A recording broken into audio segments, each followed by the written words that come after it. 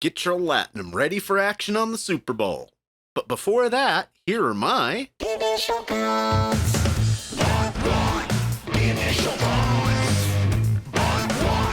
Initial thoughts. We're coming out of our mid-season break for the 7th episode of Discovery this season. All in. We'll be talking about the pot full of spoilers if you'd like to fold now.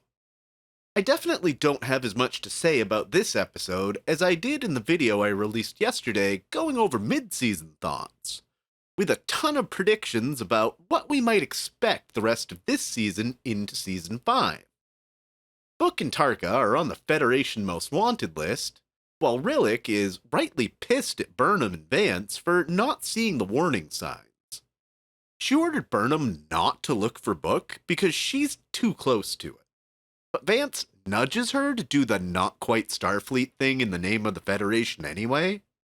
This episode has 2 director credits. This is very unusual, and I'd like to find out the story behind it. Burnham takes Oo with her to the casino/black market she thinks Book will try to obtain the rare materials they need at. The whole first act or so is pretty bland, and I have no likes or dislikes for it. I have the first like for the scene with Stamets' speech about insecurity to Hugh, and addressing the idea that the ship is self-cleaning. I have a quick question. Why have Lurians become the go-to background race for all the shows recently? I'm pretty sure Morn was the only one we saw up until very recently in Trek. Why are they suddenly so popular? Anyway, here comes a like-dislike combo. I'll start with the dislike for Awoshikun's inability to give up in the fighting ring. Reminds me of a callback to Chakotay, not wanting to tap out in the worst episode of Voyager. The fight.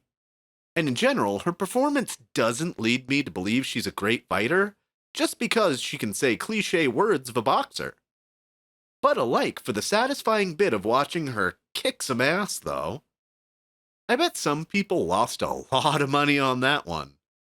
If the payout on OO's win was 45-1, the other side of that bet was probably 1-55 or worse. I've got a like for the changeling Book's tracking to get his isolinium turning into a tribble. This is totally unexpected and a fun moment, with tribble sound effects included.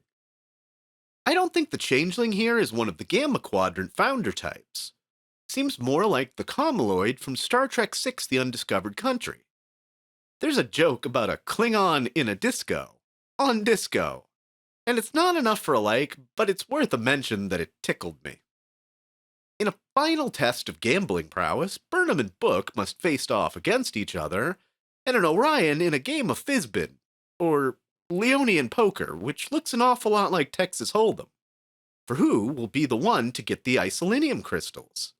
Despite me paying for my room at the poker table the last 2 of 3 times I went to a casino, I'm going to give this poker scene a dislike. It's an over-the-top montage that feels like it was directed by Quentin Tarantino. This is no friendly officers game from the Enterprise D with philosophical overtones. It's just a time filler, which is pretty much on par with the rest of this season. Not necessarily bad Trek, but not a lot of memorable moments either. I do have one final like for the conversation between Awoshikun and Tarka. Feels heartfelt, and we finally get a tiny bit of character development for a bridge crew member. Burnham loses the game, which is actually a big surprise for this series, that she actually lost at something, but manages to get a tracker onto the isolinium to find Book later. There's a quick callback at the end when Saru tells Rilak Boronite can be used to synthesize some of the most powerful substances known. In the Omega Directive, 7 tells Janeway Boronite ore is what the Borg used to synthesize Omega molecules the first time. I'm still kind of unclear as to what the cast is talking about at the end. Whether the anomaly collects Boronite just to keep itself going, or is it collecting Boronite for the species that created it? With the amount of energy it takes for the anomaly to exist, seems a net neutral, but I'm sure this will be clarified as the season goes on. Sad to see Burnham and Book's relationship come to an end, but as we've seen in Trek, the job of Starfleet captain is a lonely one. In general, a attachments just create problems. The episode isn't as bad as some earlier in the season, but it's also pretty mediocre. Fun to watch for sure, and more likes than dislikes, but not many either. It moves the season arc along, and that's the highest praise I have for it. Nothing I saw here changes the opinions I made in the mid-season thoughts video, that if you haven't seen, check out the link above. I'll catch you next week for more Hands of Fizbin. Until then, I've been your host, Dustin Wing.